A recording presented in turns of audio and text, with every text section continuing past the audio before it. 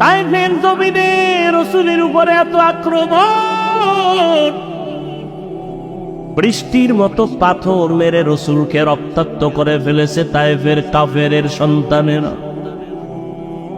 আল্লাহ বরদাস্ত করতে পারেন নাই, বলে জিবরাইল যাও, রাসূলের শরীর মুবারকে মশা বাসি পড়া হারাম, ওই শরীরে পাথরের আঘাত, রক্ত পরে জুতা আটকায় গিয়েছে, যাও এখনই তায়েফের জমিন উল্টায় সব ধ্বংস করে দাও।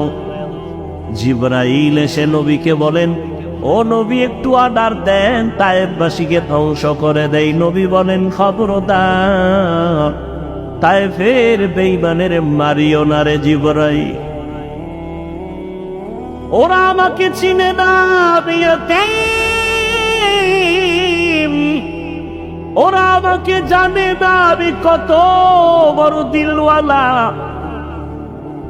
দোয়া করি একদিন আমাকে চিনবে, দিনের কাজে ওদের সহযোগিতা পাওয়া যাবে।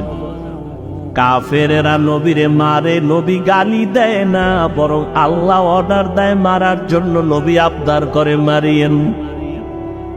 ও বরুরার জলমের মুসলমান, দুইটা পা ধরে বলেছে রে যুবক, ও পর্দার আড়ালের মা বোনেরা, ও বৃদ্ধ বাবাজি, ও ব্যবসায়ী বাবারা,